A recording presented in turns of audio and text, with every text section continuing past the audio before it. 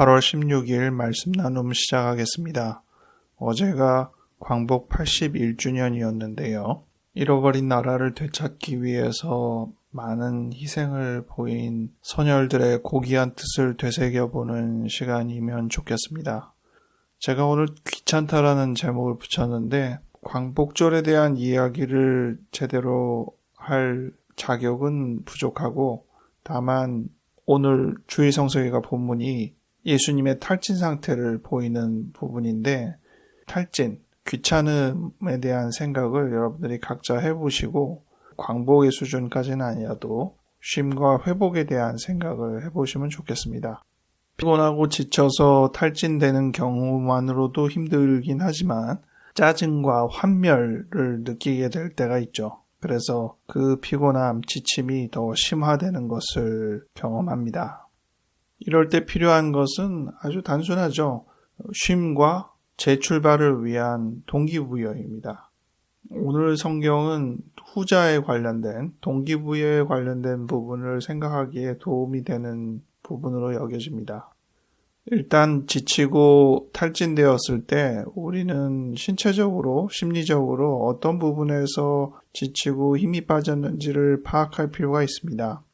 그리고 마냥 쉰다고만 해서 다 될 일은 아닙니다. 우리가 주일을 맞을 때도 그냥 쉬어서는 다시 일상을 맞이하기가 너무 싫을 때가 있죠. 생각해보면 쉼은 어느 정도 됐지만 새로 출발하는 동기부여가 좀 부족하다는 생각이 듭니다. 그런 부분이 꼭 있어야 더 활력을 느끼고 잘 출발할 수 있게 되는 것으로 보입니다. 제가 오늘 표지로 밥상 아래에서 음식이 떨어지기를 기다리는 개를 AI로 그려달라고 했는데, 오늘 본문에 딱 이와 같은 모습을 언급한 장면이 나옵니다. 마태복음 15장에 보면 예수님과 제자들이 갈릴리 지역에서 사역을 하다 거기서 나와 두로와 시돈 지방으로 들어갔다고 나와 있습니다. 이스라엘의 북쪽 영토를 벗어나 시리아 영토로 넘어간 부분이고, 여기서 가나안 여자, 그 시리아 영토의 페니키아 족속에 해당하는 이방 여인을 만났는데, 이 여인은 자기 딸이 병들었기 때문에, 귀신 들었기 때문에 고쳐주기를 기대하고 있습니다. 그에게 예수님께서 자녀의 떡을 취하여 개들에게 던짐이 마땅하지 않다는 꽤나 과격한 이야기를 던지신 것이고, 그에 대하여 여인은 오히려 굉장히 순응하는 자세로 주님 맞습니다. 옳습니다. 저는 이방인이고 당신이 나에게 은혜를 베풀 만한 입장은 없습니다. 하지만 개들도 주인의 상에서 떨어지는 부스러기를 얻어먹는데 저에게도 그렇게 부스러기라도 주십시오 라는 비굴해 보이지만 굉장히 간절한 그의 태도를 나타내고 있었던 것입니다.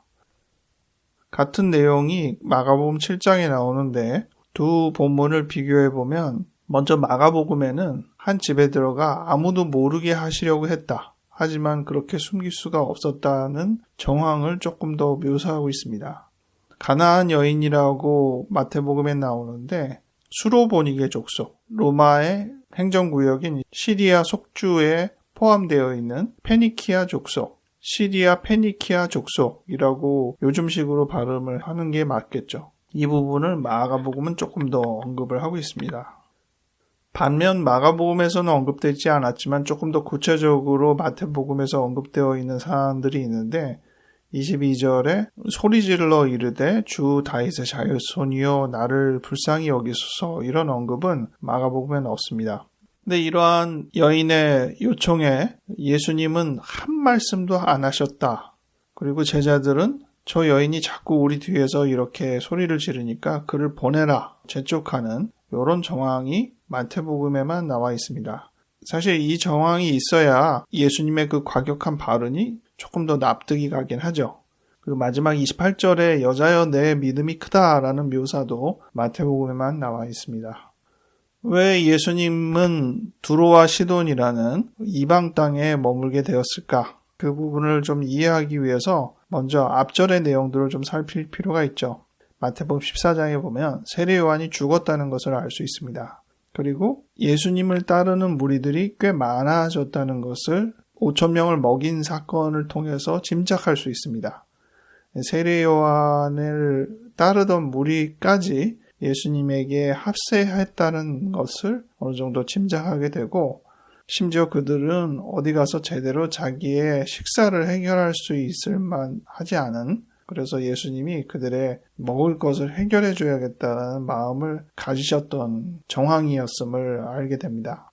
또 15장 앞부분에 보면 바리새인과 서기관들이 예수님의 제자들이 장로들의 전통을 지키지 않고 먹을 때 손을 씻지 않는 모습을 보였다는 것을 언급하며 문제를 제기하는 내용이 나오는데, 이 바리새인과 서기관들은 예루살렘으로부터 예수께 왔다고 나와 있습니다. 그 전에도 안식일을 지키지 않는다라는 등의 여러 가지 트집을 예수님과 그 무리들에게 제공해 왔던 유대 지도자들이고, 그들이 심지어 그 예루살렘에서부터 해서 갈릴리 땅까지 따라와서 지금 계속 문제를 제기하고 트집을 잡는다는 것을 알 수 있습니다. 다시 얘기하면 예수님의 무리가 상당히 커졌기 때문에 그들을 다소 위협적인 존재로 보고 그들을 문제 삼고 트집을 잡으려 했다는 것을 알 수 있는 대목인 것이죠. 이렇듯 예수님은 많은 무리들과 함께 주목받게 되는 사람이 된 것이고, 그것 때문에 안팎으로 부담을 떠안고 있었던 것입니다. 이러한 인간관계를 해보면 알지만 정말 피곤한 일이죠. 밖에서 오는 어려운 점보다 안에서 오는 어려운 점이 더 괴로울 때가 있습니다. 심지어 안에서 문제를 제기하고 안에서 트집을 잡는 사람들이 생길 텐데, 그런 부분도 꽤나 어려운 부분이라 할 수 있죠. 그래서 지금 예수님께서는 갈릴리 지역을 벗어나 북쪽 두로와 시돈이라는 지중해 연안의 지역으로 피신을 하신 겁니다. 사역에서 동떨어져서 쉼을 얻으려는 의도라 할 수 있겠죠. 여우도 굴이 있는데 인자는 머리 둘 곳이 없다는 예수님의 말씀이 떠오르는 부분입니다. 그런데 예수님에 대한 소문이 이 이방 땅에까지 뻗어서 이제는 이방 사람들마저 예수님에게 병을 고쳐달라고 요구하는 사람들이 생겨나는 것입니다. 그 와중에 딸의 병을 치료하기 위해서 예수님께 간청하는 이 여인에게 예수님은 자녀의 떡을 개에게 던짐이 마땅하지 않다는 표현을 하셨는데, 이런 표현을 하신 이유가 뭘까? 몇 가지 짐작을 해볼 수 있는 것이 있는데, 첫 번째는 예수님 본인이 그런 생각을 정말 하는 거죠. 그만큼 피곤하고 또 사람에 대한 어떤 환멸을 거기에 담고 있는 것이 아닌가 생각이 됩니다. 두 번째로 짐작할 수 있는 것은, 이것은 예수님이 본인의 생각을 표현한 게 아니라 예수님의 제자들이나 기타 주변 사람들의 생각을 대언한 것이다, 이렇게 생각할 수도 있습니다. 예수님은 가만히 있었는데 제자들이 저 여인을 가게 해달라고 이야기하는 것으로 봐서 제자들이 오히려 먼저 지치고 피곤해하고 난감해하고 있는 것으로 보입니다. 그리고 당시 또 유대인들은 이방인들을 개로 지칭하는 경우가 실제로 있었다고 알 수 있습니다. 마지막으로 또 짐작할 수 있는 것은, 이 여인이 어떤 식으로 반응할지를 예수님은 어느 정도 짐작하셨기 때문에 이런 표현을 통해서 여인의 반응을 좀 더 이끌어내시려는 의도가 있다라고 볼 수도 있는 것이죠. 그런데 이런 의도만을 위해서 이렇게 굳이 과격한 표현을 써야만 하나, 그런 의구심은 여전히 드는 부분입니다. 이 중에 어떤 것도 하나의 정답으로 간주해서는 안 됩니다. 이런 여러 부분들을 다 감안하고 생각하는 것이 좋습니다.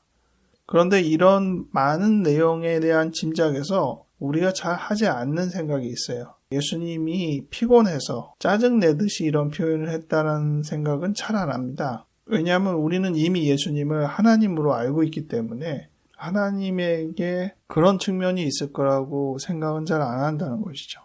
그러나 인성으로서의 예수님에 대한 삶을 생각해 보면 예수님도 모르는 부분이 있고 이런 식으로 배울 수 있다는 생각을 해보는 것이 필요하겠습니다. 오늘 본문만이 아니라 가나안 혼인잔치에서 보인 예수님의 어머니의 태도나 또 이방인 백부장의 태도를 통해서 예수님이 오히려 깨달음을 얻고 배움을 얻었다는 생각을 해볼 필요가 있습니다. 그것이 동기부여죠.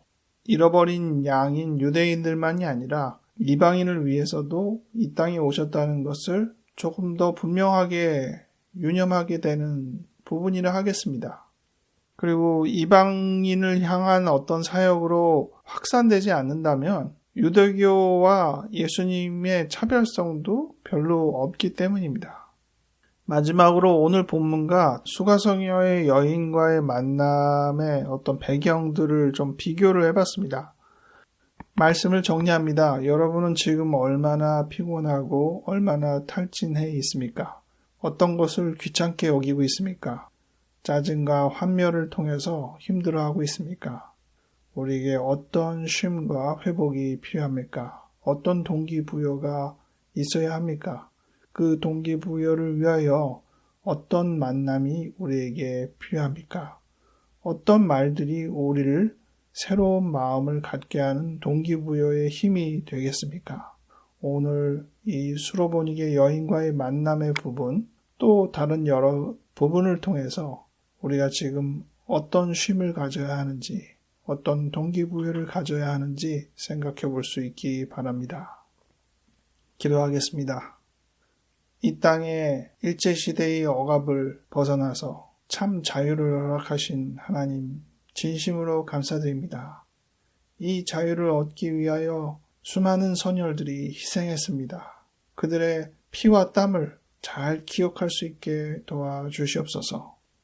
우리에게 그리고 우리 주변에 어떤 탈진이 있는지를 잠시 생각해 봅니다.